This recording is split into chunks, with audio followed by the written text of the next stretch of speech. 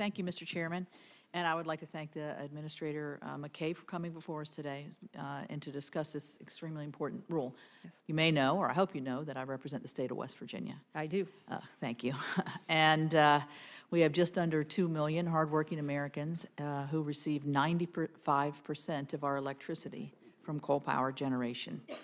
The West Virginia coal industry supports families, strengthens national security, and affordably powers not only my state, but provides affordable electricity to many of our neighbors. We export over half the electricity that we produce.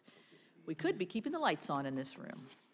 But like many of the colleagues, I have serious concerns about the proposed regulations. I'm concerned about the cost to the taxpayer and also to the bill payer.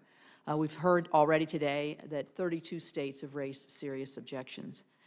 A large percentage of our country's power comes from coal, yet you predict by that effectively eliminating 1/2 of our energy generation, we will reduce electricity prices by 8%. This, to me, just doesn't simply add up. In our state, our monthly electrical bills are 23% lower than the national average because our coal is cheap, reliable, and very plentiful. I'm also concerned that in formulating these regulations, EP has not considered the impact, and you've kind of touched on this, but I think we need to get into it some more, on the reliability of our electricity grid. You don't really have a great track record here, because if you look at the MATS rule, the EPA predicted that that regulation would result in the closure of 5,000 megawatts of generating capacity. In reality, the DOE now says that between 50 and 60,000 megawatts of generation capacities will be taken offline.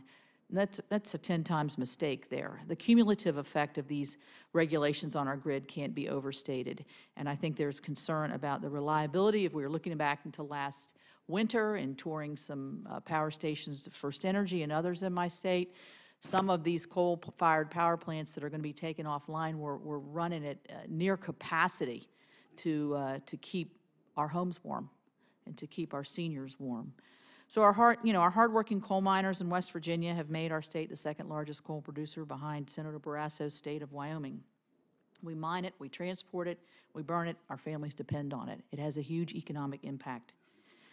One of the most disturbing things, and the first question I would like to ask you is, you say in your opening remarks that EPA stakeholder outreach and public engagement and preparation has been unprecedented, and you've talked a lot about the, I think you said millions of comments. How many comments? A lot. A lot. A lot. Yes. But I am interested in your definition of outreach. I know that, and this is not just me, Senator Manchin has lodged the invitation for the EPA to come to a coal-producing state like West Virginia, please West Virginia, to talk about these. None of the meetings on this were ever conducted in a coal-producing state, certainly not in the state of West Virginia. I've reached out and invited the EPA to come to West Virginia to talk about the impacts, the economic impacts of this rule and these rules in our state. Can we count on EPA to come and talk to the people of West Virginia about how this is affecting their livelihood, their electrical bills, and why haven't you come to a state like West Virginia to talk about this with the citizens? Senator, there's a lot in what you just said, and I'll do my best to respond. I want to mention a couple of things, because you raised some very real points, and I appreciate you thinking about your state, as of course you would. The estimates and the projections that we include in our RIA for this rule are, as I said, illustrative, because we don't know exactly what every state will do. They're also at a national level, and so we understand that there could be some differences in how regulations impact local or regional areas that might differ from the national. And we're hearing a lot from people in the comments about that, and that's important that we hear that. I also want to mention that in establishing the targets in the rule, somebody mentioned earlier that the targets are different for every state, and they are. And indeed, that one result of that is that states that are very coal intensive actually remain coal intensive even under our proposed rule. I come from Indiana, which is also, it Right, gets it's a like 90-some%. Yes, it's in the 90s, 93, 95%.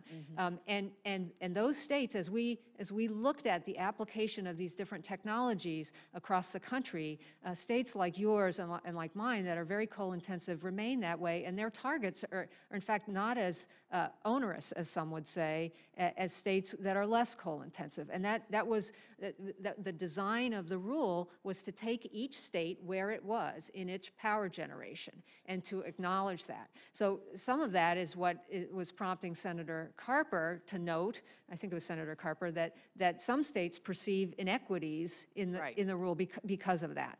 So we very much tried to build this into the design of the rule because we recognize that there are differences around the country, and it is not reasonable to expect an Indiana or a West Virginia to suddenly become a Delaware in terms of its energy mix. That just won't happen. But that wherever the state is, whatever its mix is, there are opportunities there. And there are opportunities in Indiana and West Virginia and everywhere to reduce the carbon intensity of the power production. So that is how the rule lays out the process, and if to the extent that we haven't gotten it right, people are telling us how they think we should adjust it in order to get that right. What about the visit to West Virginia? Yeah, Why didn't you visit coal-producing states? I'll be happy to respond. We did have a lot of meetings around the country. We met in many states, and we tried to, when we were scheduling national level meetings, we wanted to have those in locations where people were comfortable coming. We used a lot of EPA offices because that's not really a great answer there. I'm not trying to be antagonistic. Yeah, I don't think that's such a great answer. I appreciate you can get to West Virginia. We're not that isolated. It's a beautiful spot, but this heavily impacts the economics of our state, our ability to compete. We're getting all the time, you have to transition out of coal, you have to make a change, all these kinds of things, and you say, well, you got to use CCS technology, you got to use clean coal technology. It's not economically feasible. It hasn't been proven to be able to be run in an efficient and cost-efficient way. We're beyond that. Do I want that? Yes, I want that, because that will help my state tremendously. So, let's push forward on the research and development. Quick question, in the final analysis, of the 32 states that have lodged major objections here, what if the states refuse to submit a plan? What is the EPA's reaction to that? Sure, I'd be happy to answer that. But first, if I could just say, we've got comments from a lot of people, and because this is a proposed rule, everybody always tells us things they think we can do better. Right. So I think it sounds like us. We get that too. Right, and we welcome that, right? So I'm not counting. I don't have states in a tally. But to answer your question, what the Clean Air Act says is that if a state does not submit a plan, or a state submits a plan that is not approvable, then EPA would put in place a federal plan to implement the obligations that we finalize in the rule. Okay, I said that was my last question. This is my really last question. Okay. You mentioned forming regional alliances. Yes. And I guess there's one in the Northeast. If somebody was listening to me and saying that coal is provides 95% of the electricity in my state of West Virginia, who's going to want to be in my regional alliance? Well, I think states are having a lot of conversations about that, and states will need to find mutual reasons to come together. They also don't have to. So I'm not sure what conversations West Virginia is having with other states. But well, I just feel like because of where we are and what we have and the natural resource we have, we're definitely disadvantaged. Thank you. Thank you, Senator Capito.